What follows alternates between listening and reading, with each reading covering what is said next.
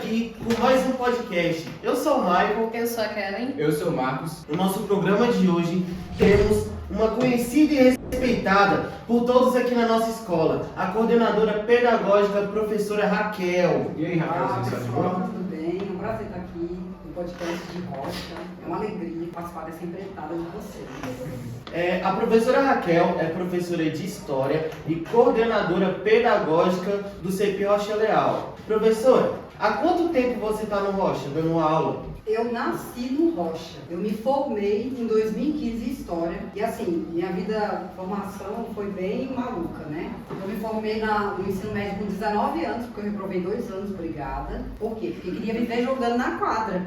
Eu era do time de futsal feminino, um salve pro futebol feminino aí da galera que passou aí, tá na finais. E aí eu não sabia o que fazer na faculdade, não queria saber, aí eu fiz matemática, não gostei. Aí fiz pedagogia, não gostei, e eu sempre gostei de história, só que eu sempre joguei pra trás. Aí comecei a fazer história, me formei em 2015, e em 2018 eu vim fazer uma entrevista aqui, e aí o Cândido me aceitou. Ele fala que foi o maior arrependimento da vida dele, até hoje. E maldita ligação daquele dia que eu ligação, ele fala assim pra mim. Aí beleza, eu nasci aqui no Rocha, por quê? Porque eu entrei crua, sem nada, não tinha experiência nenhuma de dar aulas. Eu dava aula de instrumentos musicais lá na minha igreja, com projetos filantrópicos, etc. Mas experiência de sala de aula não tinha nenhuma. Aí em 2018 vim pra cá, peguei o 6º ano com todas as turmas, né? 6º, 7º, 8º e 9º, ou seja, 42 horas de aula, 42 entradas em sala de aula. E foi uma experiência aqui. A coordenação me ajudou muito, o Cândido, e foi a minha primeira experiência no Rocha Leal. Professora, como a senhora descobriu essa vocação de estar à frente, dando aula? Como surgiu isso? Gente, isso surge através do gosto. Até os 16 anos eu não falava nada. Sabe aquele aluno que tem dentro da sala que fica assim, ó, que fala pra dentro? Você falou, eu gosto de presente. João? Oi. Eu era assim, super fechada, gótica, só usava preto. E assim, morria de vergonha de falar, chega suave. Na hora de apresentar o trabalho, era as pizzas do braço, sabe? Morria de vergonha de falar. Aí um professor de filosofia deu uma aula top. Parecia um gatilho na cabeça. Deu aquele gatilho, pô, mudou minha vida completamente. Eu comecei a falar, me expressar. E aí, como surgiu história na minha vida? Eu sempre gostei de história. Eu sempre fui muito curiosa. Então, minhas fontes de pesquisa são sempre para entender os processos. Exemplo, se acontece algum evento no mundo, ou qualquer coisa, alguma doença que aparece, eu vou pesquisar para saber. Então, a história é uma pesquisa, é uma fonte de pesquisa. E aí sempre ficava vindo a história. Só que o que acontece? O mundo diz o seguinte pra gente: olha, pra você ser feliz, você tem que ter dinheiro. E nem sempre é assim. Você precisa fazer aquilo que você gosta. E aliar o que você gosta com remuneração. E aí a história ficava na minha cabeça sempre. Passou anos e anos. E aí com 29 anos eu decidi fazer a faculdade de História. E aí me formei. Então a história sempre teve na minha vida desde pequenininha, porque eu sempre fui muito curiosa. E a história explica muitos processos, muitas coisas que acontecem na sociedade. Raquel, antes da gente dar prosseguimento com a nossa entrevista, eu queria te agradecer por você ter separado o tempo para estar aqui com a gente. A gente tem muitos convidados legais até agora, a gente tem separado com muito carinho os nossos convidados, mas não é sempre que a gente tem a coordenadora aqui, então muito obrigada. E a gente vai te agradecer ao decorrer da entrevista mais vezes, tá? Então muito obrigada por você ter separado o tempo para estar aqui. Mas agora eu quero saber mais da pequena Ruiva, como é que era na época da escola, como é que você era como aluna. Vai acabar com a memória desse podcast. Não, mas é isso que a gente quer. A gente quer coisas boas que a gente não sabe sobre você. Gente, na escola, era eu, meu irmão e minha irmã. Minha irmã é ruiva, você já conhece, minha irmã é moreninha, assim, igual o Maicon. E aí, cara, a gente era conhecido como Os Veledas, meu sobrenome. Os Veledas. Então daí você já tira. Coordenação só conhece os trabalhosos, né? Eles não conhecem os alunos bonzinhos, porque eles não vão lá, mas o menino que dá trabalho vai lá 1, 2, 3, 4, 5 vezes na semana. Então a gente era conhecido assim.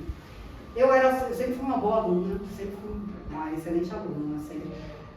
Todos os processos de aprendizagem eu era muito boa, exceto em português. Até hoje eu sou péssima em português. E o que salva um aluno de português que é ruim em gramática? A leitura. Então, português era meu desafio na escola. Eu nunca gostei das aulas de português, eu chorava. Enfim, eu acho que é o drama de todo aluno, né? Enfim, mas sempre fui uma boa aluna, era muito briguenta na escola. Já olhei umas 5 brigas na escola, sempre foi com menino, nunca era com menina. Então rolava um fight na escola, já levei algumas advertências, eu acho que faz parte do processo, né? A gente tem que ter história para contar, isso são memórias legais que você ainda vai ter na vida e às vezes na hora você acaba que não aceita, né? Que você não entende, mas vira uma história legal que aí você começa a entender, conhecer os seus limites, o seu controle, porque a escola é desafiador. Porque você vai conviver com 30 meninos diferentes, você vai ter que aceitar a opinião dessas pessoas e aprender a trabalhar os desentendimentos que você vai ter. E na vida adulta, isso tudo é preparo para a vida adulta, né? Você conviver, socializar.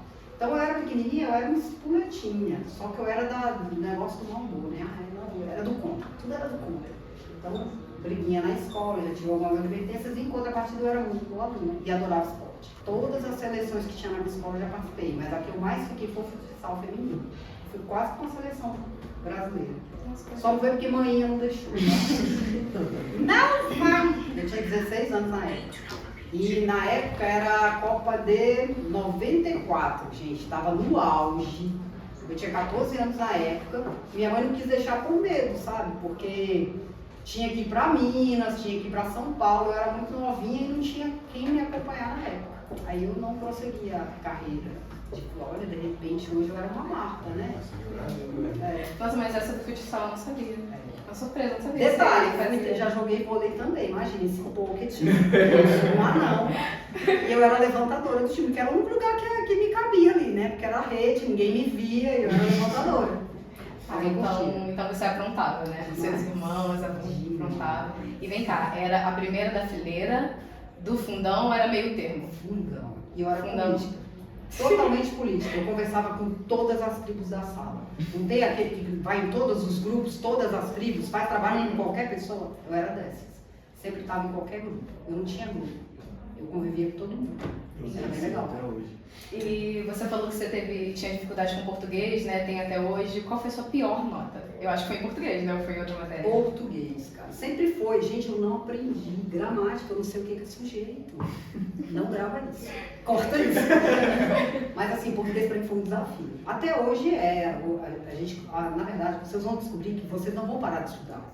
Vocês vão terminar o segundo grau, glória a Deus, acabei. Vou ficar um ano sem estudar. Aí você vê a necessidade, você volta a estudar. Você termina uma faculdade, você continua estudando. Você nunca vai parar de estudar. Hoje eu continuo estudando para progredir minha carreira, melhorar a remuneração. E aí eu continuo estudando. Meu desafio continua sendo o quê? Português. Eu choro nas aulas. Eu choro, literalmente, as lágrimas começam a cair. Gente, o que eu fiz? Eu fico me perguntando, gente, o que eu fiz na aula? Eu não prestei atenção nisso aí. Porque é difícil, literalmente eu estou aprendendo do alfabeto para mim poder entender. Onde eu deixei de entender português. Então você participava de todos os grupos da sala, né? Como você disse. E Todos. tem alguma amizade que você traz desde aquela época até hoje? Tenho 4 amigas que eu carrego desde do meu 7º ano até hoje. Elas se casaram, eu não, muito obrigada. Se alguém tiver algum primo aí, por favor. Meu nome é Rachel. Não, nossa, tá Tem certo. Instagram. Enfim. E aí, pessoal, essas meninas, elas se casaram, moram próximas a mim e até hoje a gente conversa pelo WhatsApp, compartilha, conversa, a gente se encontra, elas já têm filhos, né? Nenhuma delas viraram professor, mas viraram militares, advogados, médicos. Foi muito legal. E tem alguma história dessa época, até com essas pessoas que você quer compartilhar com a gente, uma história que você nunca esquece? Então, eu não sei se eu posso contar isso. Não, pode pensar sim, aqui essas uma- são as melhores que a Dei gente pra pode contar. contar. Deixa eu ver aqui. Gente, eu era aquele aluno que aprontava, né? Eu falei pra vocês. Aí uma vez, na minha época, eu tinha muita... A gente tem uma barreira com o professor, né? Que quando a gente gosta do professor, a gente gosta. Quando a gente não gosta, a gente não gosta, né? Então a aula fica chata, né? A gente fica meio de cima pra baixo. Mas teve uma vez que na minha época, um colega meu trouxe um tesouro de vaca. Você já ouviu falar? Sim ou não? Sim. Nunca. Né? Nossa, O jamais. que a gente fez? A gente pegou, aí na época servia arroz doce. A gente pegou e deu pro professor tomar e mais uns 2 coleguinhas. O menino suava, ficava suando. E também teve outro, se isso acontecer aqui na escola, eu vou saber que foi vocês, viu? Já tô avisando. Teve outra situação que a gente pegou o peido alemão. e tacou fogo e jogou dentro da sala, então a sala ficou incomunicável. Já teve caso também de pó de mico, era o nosso divertimento daquela época.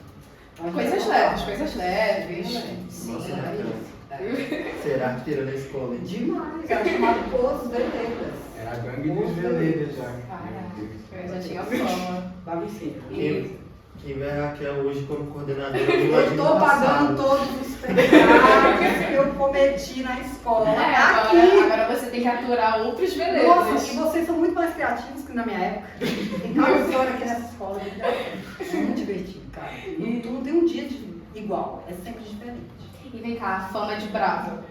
Desde sempre. Eu sou culpada. Desde pequena, vou contar por quê. Quando minha mãe completou 38 semanas de grávida, ela foi picada por um maribondo. E esse maribondo, minha mãe diz isso, esse maribondo induziu o parto. A picada induziu o parto. Então minha mãe fala que desde o ventre eu sou nervosa. Desde bebezinha eu sempre fui nervosa desde pequenininha. Minhas fotos de infância, gente, são raras. E a maioria delas está assim, ó. Minha mãe ri, mas também a roupa que minha mãe usava era sacanagem, né? Ela pegava a roupa de boabado, botava aqui, ó. Aquelas, sabe, os babadão que só dava pra ver o olho do menino. E ela pegava aqueles, fazia chiquinhas em mim, porque eu virava japa, de tanto que ela empurrava aquele cabelo. Uma roupa feia de criança. Aí eu ficava indignada. Aí eu vivia de mau humor. E brava eu sempre fui, mas é de temperamento. Tem um paviozinho mais curto, eu gosto das coisas práticas. Aí quando vem uma coisa que demora a acontecer, eu fico indignada. Não é personalidade, a gente adora também. Agora eu tô acalmando, cada ano eu tô ficando mais calma. Minha mãe disse que quando eu casar é o melhor, de vez.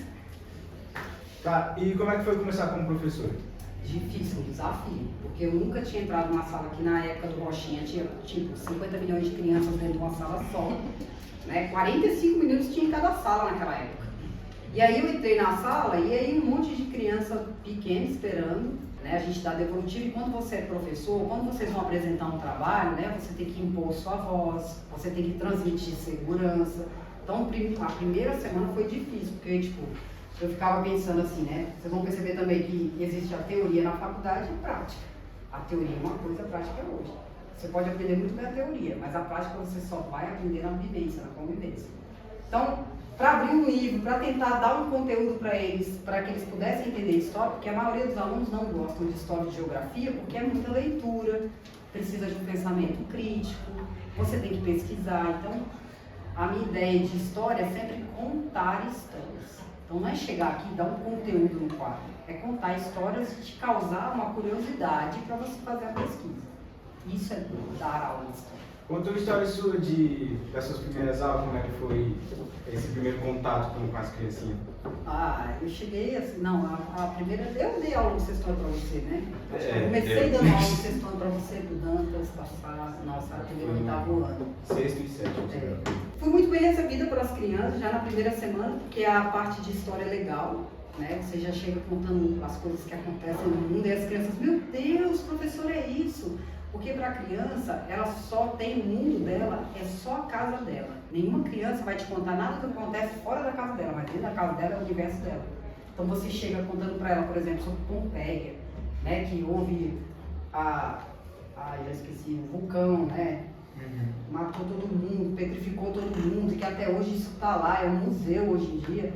A criança fica, nossa, isso acontece? Aí quando eu começo a contar sobre esculturas, né, coisas completamente diferentes do Brasil, isso vai prendendo a atenção delas, né? História, assim, eu não me lembro de nenhuma que tenha causado alguma, né, que pegou. Agora, é muito legal você estar dando aula para alguém, quando você conta uma coisa que ele não sabe, na hora você sabe que o aluno sacou. Porque o olhar dele vai dizer se ele está gostando da aula ou não. O comportamento de vocês diz se você gosta da aula ou não. Então, quando eu contava alguma coisa, as crianças, na hora, todo mundo fazia a mesma coisa. Não, em o olho, o olhar, o jeito, sabe? Eles ficavam, o olhar mudava. E é muito legal você ver isso na parte da aprendizagem. Quando você faz uma coisa legal, ou quando você está assistindo um show, exemplo, você está ouvindo uma música. E o cantor percebe quando você se emociona. Porque a feição da gente muda. E isso é muito legal dentro de sala de aula. Você perceber que o aluno se interessou pelo conteúdo. Isso é muito fácil. A senhora trabalhou só no Rocha ou já trabalhou em outras escolas? Só no Rocha. Eu nasci no Rocha Leal, estou até aqui, já vai fazer 5 anos. E é a preferida, né? Ainda não, mas eu vou voltar ano que vem, viu? Eu espero que vocês se comportem. Como é que foi o convite para ser coordenadora? Foi na pressão, gente. Eu não queria, eu tava lá na minha sala, inocente. Aí, como é que é o processo para a escolha de coordenação? Quem tem preferência? Pedagogo. Quem é formado em pedagogia tem preferência para coordenação, apoio, qualquer parte administrativa. E naquele ano, ninguém queria, nenhum professor queria pegar a coordenação. E aí sentou Cândido, a Eudiné, que já era uma coordenadora, e o secretário, que era o Wagner, que foi o professor de história de vocês depois de um tempo aí que vocês conheceram, né? Eles sentaram e falaram, gente, como é que vai ser? Vai ter coordenação do matutino? Como é que vai ser? Aí foi falando dos nomes aí falou, Raquel, tá bom. Aí tem até uma história que eu tenho que contar, que aqui, cara, ele ia confirmar. Vocês me conhecem que eu sou brava, né? Aí o Cândido falou assim, tá bom, pode ser a Raquel, viu? Mas eu, Diné, toma muito cuidado com a Raquel, porque eu não quero ser esfaqueado no corredor. Aí deu certo. Aí eu fiquei, até hoje eu tô aí, fazendo trabalho. E é mais difícil ser coordenadora ou dar aula? Muito mais difícil ser coordenador, porque enquanto professor, ele entra na sua sala, é igual a vocês, é o mesmo mecanismo. Entra o professor de história, dá aula de história, você presta atenção ali, quando ele sai da porta, tu desliga, não desliga? Passou. Mesma coisa é professor. O professor entrou na sala, ele trata da turma, as peculiaridades da turma, dá o conteúdo dele, mas saiu da sala, ele já esqueceu, ele vai entrar em outra. Coordenação não, coordenação tu não dorme. Tu dorme pensando no menino, acorda pensando no menino, e são para cuidar de todos os alunos e professores, então é diferente. Então acaba que a gente tem que dar mais atenção para aqueles alunos que estão tendo dificuldade no processo de aprendizagem. Essas caminhadas que a gente dá, o diretor, o coordenador, até o próprio professor, que a gente chama de caminhada pedagógica, é para ver como você está, é para saber, de vez em quando eu entro nas salas, eu passo ali na hora do jantar e converso com vocês, é para saber como é que está a vibe, aí vocês acabam soltando alguma coisa. E o que vocês soltam, para mim, é um material para eu trabalhar. Tudo que vocês falam para a gente é importante. Porque é daí que a gente começa a trabalhar o ambiente de vocês. E aí, quem faz a escola? São vocês. A gente fica ali como ouvinte. Olha, o sexto A falou tal coisa, o primeiro ano B falou que o jantar tá servindo tarde. No primeiro bimestre não foi assim, né? Que ficou muito puxado e estava ficando chato, difícil, a gente arrumou outra forma de atender vocês. Então, vocês são o nosso alimento para a gente trabalhar melhor. Então, à medida que vocês vão falando, a gente trabalha melhor. Porque vocês é que vão nos pontuando, que a gente precisa melhorar. Professora, qual é a situação mais inusitada que a senhora já enfrentou na coordenação? Gente, 3 casos assim muito pontuais. Aconteceram esse ano, porque o ano passado, com a pandemia, a gente se distanciou e a gente não viveu a realidade de vocês, a gente não sabe o que aconteceu dentro da casa de vocês, né? A gente não tinha notícias, né? A gente falava ali, era muito pouco. E eu acho que a rede social saturou na época da pandemia, né? Vocês queriam, ficaram mais no TikTok, no Instagram. E a aula online, eu acho que foi um processo muito dolorido, muito difícil, né? A aprendizagem ficou mais difícil. Então, vocês não tinham mais aquele contato com o professor direto, né? A gente, tinha aquela aula, vocês sumiam. Né? Aqui na presença vocês passam um WhatsApp para mim, vocês conversam, compartilham nas redes, etc. Voltou esse relacionamento de rede social. 4 casos esse ano. O primeiro caso esse ano que a gente tem que tratar foi com um aluno, né? Porque menino do 6º ano, cara, eu tinha esquecido como é que era. Né? Porque na escola, era a escola pequenininha, a gente conseguia controlar. Mas aqui uma escola grande, na primeira semana, literalmente, esses meninos levantavam o braço, ficavam... Aí corria, e corria. Aí, cara, a imaginação desses meninos é surreal. O que o menino fez? Teve um caso aqui em Águas Lindas que caiu um poste e faltou luz. Teve um acidente. E faltou luz no bairro inteiro. E aí, a mãe foi trabalhar, o menino me traz uma caixinha de fósforo. Até aí, beleza. Sabe o que ele faz? Sabe os cabelos blacks, né? A criancinha tava lá na frente com o cabelinho black, o menino pega, taca, risca o fósforo, cabelo da menina. Aí ela, cheiro de galinha queimada. Boa, e abriu um buraco no cabelo da menina. Aí a gente vai tratar. E como que a gente vai explicar isso pra mãe? Me fala. Outro caso, o menino pegou os perfumes, a mãe vendia Boticário, o menino pegou 2 perfumes da Boticário cheinho, chegou na sala, e aí ele tava lá, passando devagarzinho, na hora que ele viu os meninos conversando, daqui a pouco ele lá no olho dos meninos. Eu sei que ele deixou uns 16 no banheiro recebendo atendimento. Outro caso, A criança, ela tem medo da mãe, né? E aí isso tudo é menino sexto ano, tá? A menina pegou e tava brincando na hora do intervalo, sabe os matinhos? As graminhas que vão crescendo e não crescem umas sementinhas? Botou na boca e puxou. No que puxa no rasgo, infere, arranhou aqui, saiu bastante sangue, molhou a máscara, molhou de sangue, molhou assim, molhou toda a roupa. Ela chegou em casa contando pra mãe assim, mãe, juntou um monte de menino do nono ano e me bateu. Ela chegou toda arrebentada, a mãe veio com 5 pau na mão. Quando a gente começou a conversar com a menina, ela começou a contar a verdade. Mas até mostrar pra mãe que fosse um pouco, né, tomada, demorou demais. Mas hoje mesmo a gente recebeu um aluno que trouxe energético para a escola, 2 litros, para dar para menino de sexto ano. Menino de sexto ano não precisa de energético não, gente. Ele precisa de um remédio para dormir. Não dá. E todo dia tem uma ocorrência diferente, é muito engraçado. Raquel, e a situação mais difícil que você enfrentou, que você falou, cara, esse dia foi tenso, foi difícil? Aconteceu há poucos dias atrás, né? Um aluno do sexto ano achou bonitinho e botou lá num grupo assim, numa rede social, né? Na escola do Rocha Leal, dia 20 vai ter um massacre. Aí, era dia 20, pré-feriado, ok? Pré-feriado, semana passada, dia 20, pré-feriado. Cheguei, terminei meu serviço, eu trabalho até as 4 de manhã e se fico pra noite até as 9h30, né? 4 horas desliguei o celular do trabalho, deixei rolar. Quando foi umas 10h30 da noite, eu liguei ele novamente. Tinha umas 70 mensagens e umas 100 e poucas ligações. Eu falei, pronto, alguém, o prédio caiu naquela escola. Quando eu liguei as mensagens, comecei a ver, professor, vai ter massacre, estou indo buscar meu filho. Ou seja, essa informação gerou um desgaste enorme. E aí, nós conhecemos como é que o mundo está hoje, né? A gente, na verdade, não conhece ninguém. Às vezes você acha que tem coleguinha lá caladinho na dele, tu não sabe o que está rolando, né, na mente dele, etc. E a gente tem visto aí nesses últimos 3 anos vários massacres acontecendo, 2 aconteceram no Brasil em menos de 2 anos, 3 na verdade.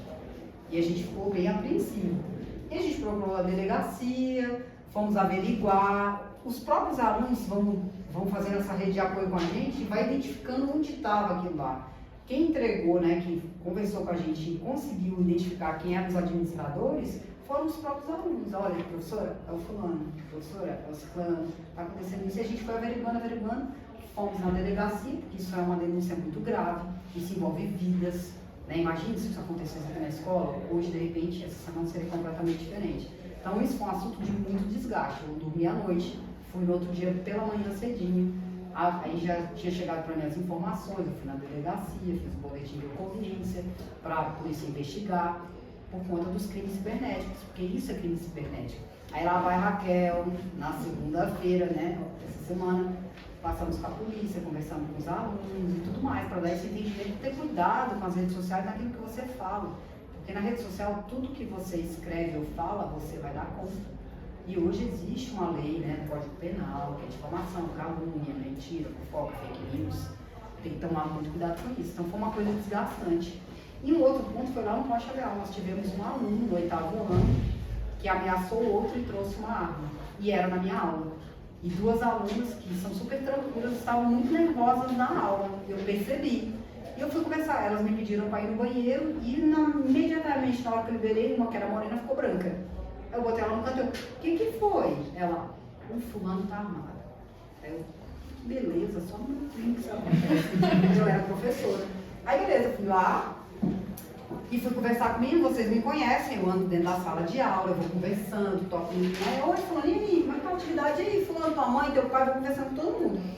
Quando eu cheguei nele, ele era uma tripinha, bem magrinho. E aí na hora que ele fez assim, não, professor, tá de boa. Na hora que ele falou, tá de boa, o montinho aqui apareceu. E apareceu o cano da arma. A minha aula era no 8º B, o memorável 8º B. A sala do 8º B ficava do lado da coordenação. Eu saí um pouquinho, fui na coordenação e falei, chama a polícia, pelo amor de Deus. E a nossa escola fica do lado da Polícia Civil. Foram uns 20 minutos mais longos. Resultado, a polícia chegou lá, tirou o menino, e aí a gente foi ver que era um menino que estava sendo acompanhado pelo conselho tutelar, que ele tinha já um desenvolvimento psicopata, E por aí vai. Ou seja, e você falando com ele, é o menino mais doce da face da terra. Chega aqueles olhinhos fica grande, sabe? Lacrimeja. E foi um ponto de bastante nervosismo naquele dia. Infelizmente, a gente vai ter que encerrar o nosso podcast. Eu queria que a senhora passasse uma mensagem para os alunos que estão terminando o ensino médio e os que estão começando agora. Pessoal, eu queria dizer para vocês que vocês estão na melhor escola de Águas Lindas. Vocês têm os melhores professores e vocês são os melhores alunos para esse tempo. Por quê? Vocês estão tendo um novo momento numa nova escola. Vocês estão podendo desenvolver as suas habilidades emocionais, habilidades de aprendizagem. Tem um espaço legal na escola, tem um recurso financeiro legal que a escola fornece. E vocês podem tudo agora. As escolhas que vocês vão fazer hoje podem definir a sua vida profissional pro resto da vida. E aqui a gente pensa, não, aqui é só uma passagem. O interessante vem depois da escola. E não é. Esse momento aqui é um divisor de água na vida de vocês.